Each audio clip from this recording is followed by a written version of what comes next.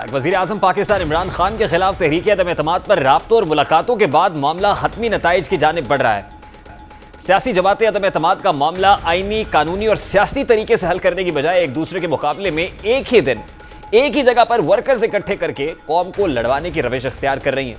हुकूमत और अपोजिशन की एक दूसरे के मेंबरान को तोड़ने की बैकडोर पॉलिसी के बाद पार्लियामान में हतमी लड़ाई लड़ने के इम्कानात हैं, मगर एक लड़ाई जो सबके लिए खतरनाक साबित हो सकती है वो लड़ाई अपोजिशन और हुकूमत दोनों की डी चौक में होने वाला मुमकिन तसादुम है। वज़ीर आज़म इमरान खान के खिलाफ अपोजिशन की तहरीक अदम-ए-एतमाद के बाद सियासी तसादुम और कशीदगी में जिस तेजी से इजाफा हो रहा है वो बहुत तशवीशनाक है। इससे मजमूई तौर पर सियासी और जमहूरी अमल के लिए खतरात पैदा हो सकते हैं। हुकूमत की ख्वाहिश है कि उसके वोटर्स ऐवान में ना आए, जबकि अपोजिशन जमातें भी मुनहरिफ अराकीन, इत्तेहादी और अपने अफराद को ऐवान में लाने की भरपूर कोशिश करेंगी।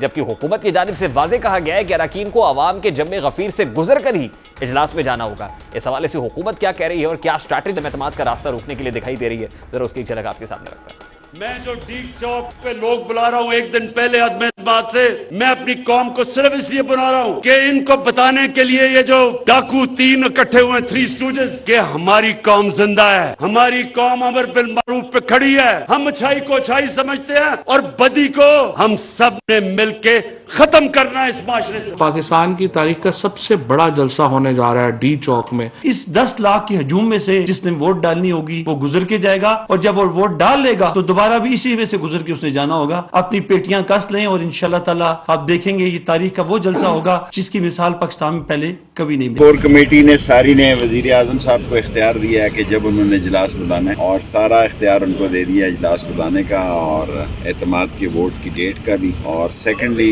कि डी चौक के सामने जलसा होगा। तो उन्होंने ये हिदायत की है कि पाकिस्तान के कोने कोने से लोग डी चौक पहुँचे, और तमाम पार्टी लीडरों को हिदायत की है कि यहाँ 10 लाख लोग होने चाहिए।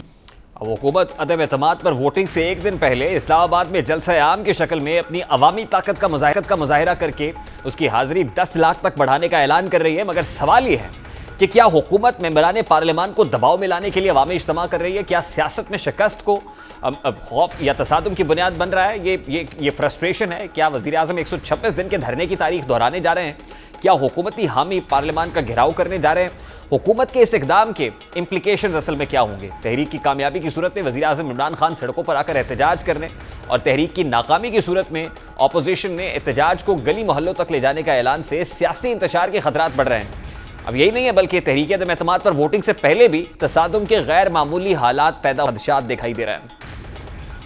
मजबूरी हो जाएगी कि हमारे अरकान असेंबली अपनी प्रोटेक्शन के लिए अगर 500-500 हज़ार आदमी अपना उन्होंने बुला लिया तो क्या बनेगा वहाँ? तो ये मुश्किल हो जाएगी। तो इमरान खान को इससे गुरेज करना चाहिए। इक़्तिदार तो जा रहा है, ये ना हो कि इज्जत और साख भी टके की बाकी न रहे। और जहाँ तक वज़ीर आज़म अगले का ताल्लुक है उस पर भी थोड़ी देर इंतजार फरमाइए। जिनके 172 लोग पूरे ना हो रहे हों, वो 10 लाख लोगों को डी चौक में लाने का हक ही नहीं रखता। यहाँ डी चौक में 10 लाख लोगों का लाना ढिठाई के साथ जिसका दावा किया जा रहा है, 10 लोग नहीं आएंगे। और वो इसलिए नहीं आएंगे क्योंकि क्या बेरोजगार आएगा डी चौक पे? जिसके घर आज रोटी के लिए पैसे नहीं, क्या वो डी चौक पे आएगा? जिसके लिए दवाई के लिए पैसे नहीं, क्या वो डी चौक पे आएगा? उनको धमका रहे हैं, कोई खुदकश हमले की धमकी देता है, कोई कहता है इतने लाख बंदे जमा करेंगे और आपका हम ये हाल करेंगे वो हाल करेंगे। It's shameful. शर्म आनी चाहिए इन लोगों को, शर्म आनी चाहिए इनको इंतशार फैलाने की जो ये हरकत पर उतर आए हैं। और वाकई ही ये पीटीआई अब पाकिस्तान तहरीके इंतशार बन के रह गई। अपोजिशन और हुकूमत के दरमियान मुमकिन तसादुम से बचने के लिए वजारत दाखिला ने रेड जोन की सिक्योरिटी रेंजर्स के हवाले करने का फैसला कर लिया है। रेड जोन में रेंजर्स 20 मार्च से 2 अप्रैल तक तैनात रहेगी, जबकि अहम इमारतों पर 1,000 रेंजर्स एहलकार तैनात होंगे। हुकूमत और अपोजिशन के दरमियान तसादुम की एक मिसाल गुज़श्ता हफ्ते पार्लियामान में अंसारुल इस्लाम और इंतजामिया के दरमियान होने वाली झड़प में भी देखी गई। अब यही नहीं, बल्कि वज़ीर आज़म की जानिब से अवामी इज्तिमात में अपोजिशन रहनुमाओं के खिलाफ इस्तेमाल होने वाली ज़बान भी जलती पर तेल का काम कर रही। उधर मारूफ आलिम दीन मुफ्ती तकी उस्मानी ने कहा है कि सियासी इख्तलाफात में जिस बुरी तरह इस्लामी अहकाम और अक़दार पामाल हो रही हैं, उनका तसव्वुर करके डर लगता है। ट्विटर पर जारी बयान में मुफ्ती तकी उस्मानी ने कहा कि इख्तलाफ चाहे सियासी हो या नजरियाती, इसे दुश्मनी बनाकर मरने मारने और गालियां देने का तरीका माशरे के लिए मोहलिक है।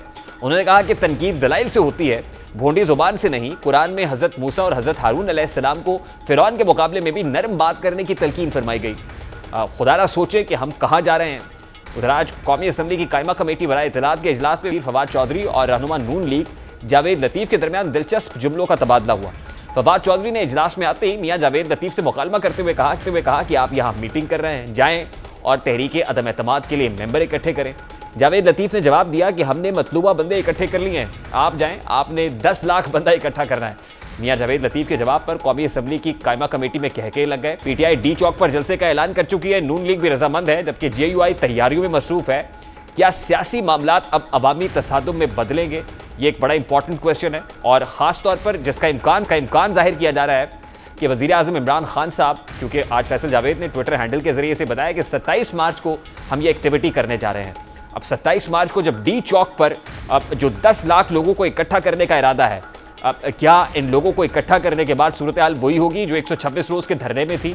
और फिर 10 लाख लोगों का इकट्ठा होना एक ऐसे शहर में जो इस्लामाबाद है, जहाँ पर जो मुकम्मल तौर पर नफूस हैं वो कमोबेश 20-21 लाख हैं, 20-21 लाख की आबादी के शहर में 10 लाख लोगों को इकट्ठा कर लेना यकीनन ये जुए शीर लाने के मुतरादिफ है, और ये कोई सियासी नारा, सियासी बयान तो हो सकता है। और फिर सवाल तो ये भी है कि 126 रोज़ के धरने में क्या वहाँ पर 10 लाख लोग थे और फिर 10 लाख लोग बाहर इकट्ठे कर लिए?